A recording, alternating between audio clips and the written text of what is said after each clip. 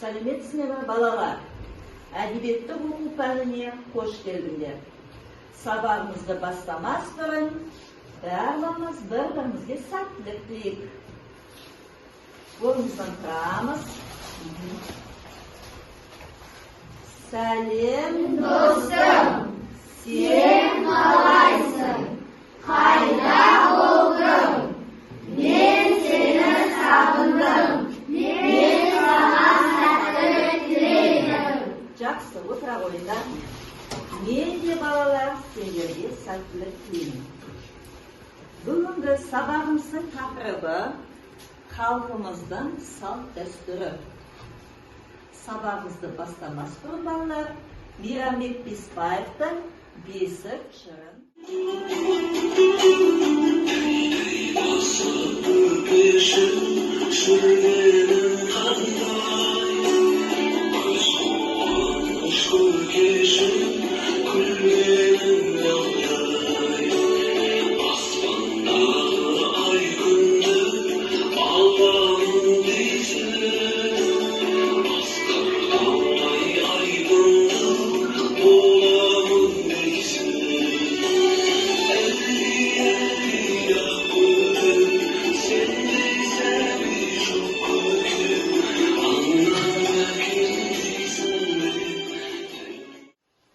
Мейрамбек Беспаевтан бесік жырын тыңдадық, я? Ал енді сендер өздерің қандай бесік жырын білесіңдер? Алан не айтамын дейді? Әлди ақ бөпем, ақбеске жатты пем, жылама бөпем, жылама, жілі шағып берейін, байғұтарының құйрығын жіпке тағып берейін. Жақсы, өте жақсы. Енді осы балалар бесік жырын сендер қайдан көріп жүрсіңдер? Тәкетім айтады. Інжу. Мен інімді беске салу рәсімінде көрдім. Жақсы. Отбасыларында тағы да қандай қазақтың дәстүрлері орындалып жүр? Айтқан айтам дейді? Бесікке салу, сау кесу. Жақсы. Бесік неден жасалады балалар? Нережеп? Бесік қайнан немен ағашынан жасалады. Дұрыс. Бесік қайнан және немен ағашынан жасалады, я? Енді бесік жырын кім айтады? Ағырке? Бесік жырын нәрестенің анасы, немесе нәрестені бесікке бөліп жатқан адам айтады. Сағатбек Медеубекұлының бесік жыры. Бұны да осы бейнероликтен тыңдаймыз. Мәнерлеп оқы, бесік жыры. Таңдап әкеп тал терек, бесігейдің сәндерек. Құс мамығы көрпешең, жұмсақ бекен бал бөлек. Әлди-ай, салтын сақтап сыйлаған, халқың жатқа қимаған. Жарқын жүрек жасқанбай, сен боласың сыйладан. Әлди-ай, бабалардай батыржан, аталардай ақылман, аналардай ақын жан, сен боласың құлыным. Әлди-ай, дүние мен елдесіп, ақын жатқан бұл бесік, дүлей күшпен белдесіп, батыр жатқан бұл бесік. Әлди-ай, ертеден жер тербеткен. Әлди-ай, дүние мен елдесіп, ақын жатқан бұл бесік, дүлей күшпен белдесіп, батыр жатқан бұл бесік. Әлди-ай, ертеден жер тербеткен бұл бесік, киесі сөз, серт өлең, ел тербеткен бұл бесік. Әлди-ай, бұл бесік жырын Сағатбек Медеубекұлы жазған. Ол қаламгер ұстаз, ақын, тарихшы. Бесік жырын тыңдадық. Олай болса, енді сендерге сұрақ. бесік неден жасалады екен? Өзі Hayvan Abi айтыңызшы. Бесік жыры нәрестенің анасы. Немесе нәрестені бесікке бөлеп жатқан адам айтады. Жақсы.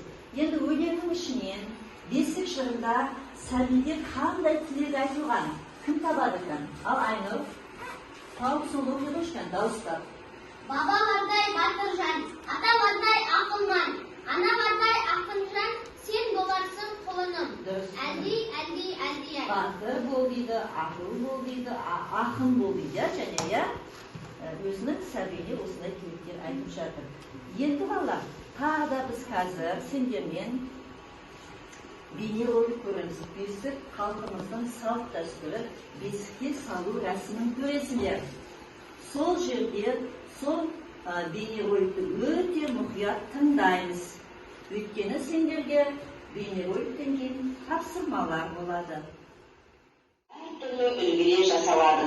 Бесік көшпелі өмір кешкен қазақ халқы арасына ертеден тараған. Қазақ бесікті қарағай, қайыңнан, көбіне талдан иіп жасайды. Мұндай бесік жеңіл, ықшам әрі бері көшіп қонуға ыңғайлы болады. Өмірінің жалғасы. Жас нәрестенің дүниеге келуі отбасы мүшелеріне үлкен қуаныш. Туылған баланың кіндігі түскен соң бесікке салған. Халқымыз қастерлеген бесіктің ең алдымен баланың тазалығына, аяқ-қолы мен денесінің түзу болып қалыптасуына тигізер пайдасы аса. Қазақ мұрагерінің болашағы мықты болсын деген ниетпен түрлі дәстүр ұстанған.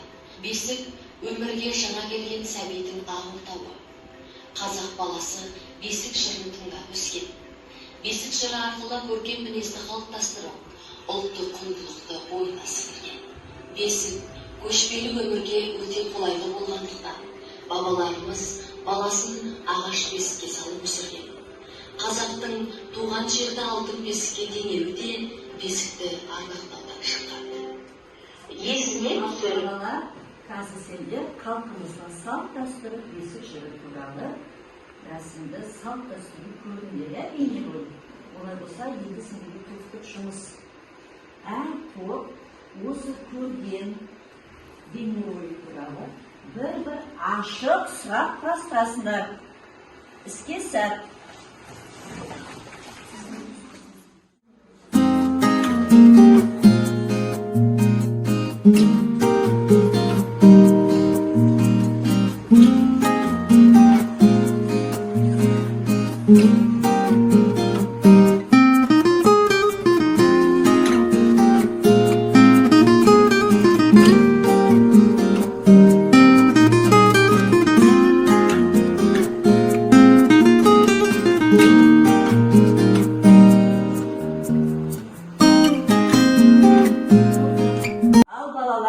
Сұрақтарыңыз дайын болса, кәнки, інжу, бірінші топтан қандай сұрақ дайындадыңдар сендер? Бесікке сәбиді қай уақытта салған?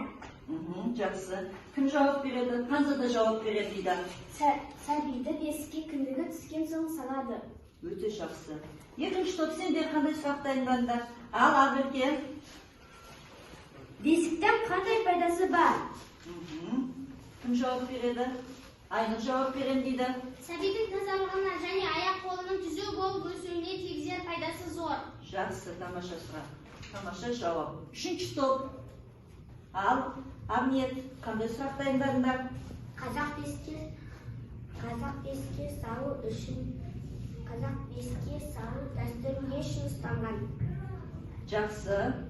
Кім жауап? Ал Арайлым жауап берем дейді. Мұрагерінің болашағы мықты болсын деген ниетпен ұстанған. Тамаша жауап. Төртінші топ. Ал Асел, қандай сұрақ дайындадыңдар? Тұрмыс салт жырларына нелер жатады?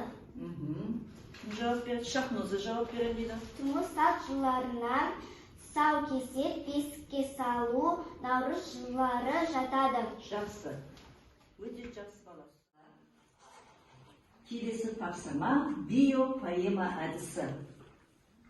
Бұл биопоэма әдісінде сендерге керекті сөздерді орнына қойып жазу керек.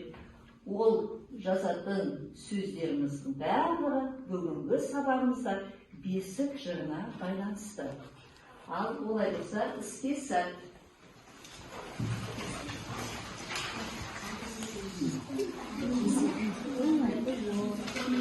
Сипаттайтын 2-3 сөз жазасыңдар.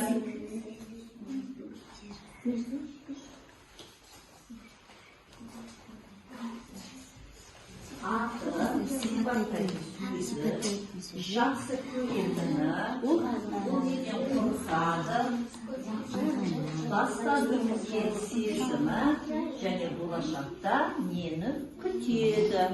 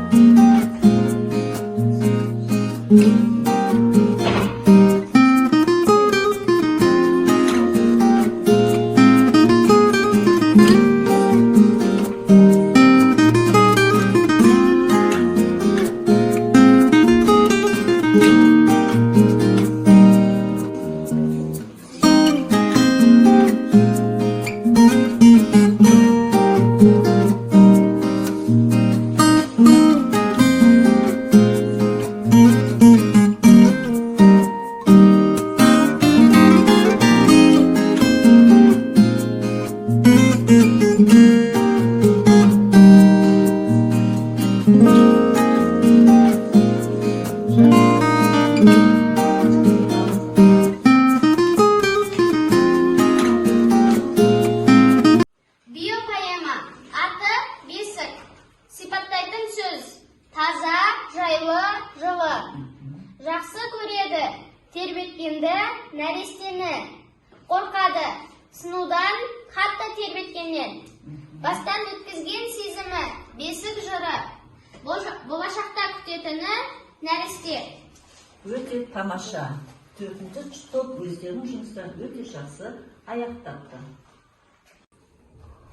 Ал балалар, бүгінгі сабағымызға кері байланыс берейікші.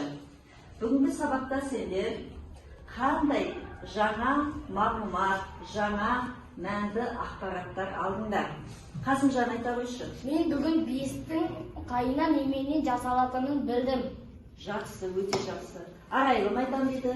Сәбиді бесікке кіндігі түскен соң салатынын білдім. Өте жақсы ақпарат. Тағы ал Ханзада Мысыр жылдарынан бесікке салу екенін түсіндім. Жақсы. Бесікке салу, тұсау кесу, наурыз жыры, мұның барлығы тынысал жырларына жатады екен. Сабақ аяқталды, өте жақсы сабақтар қатыстыңдар. Рахмет балалар.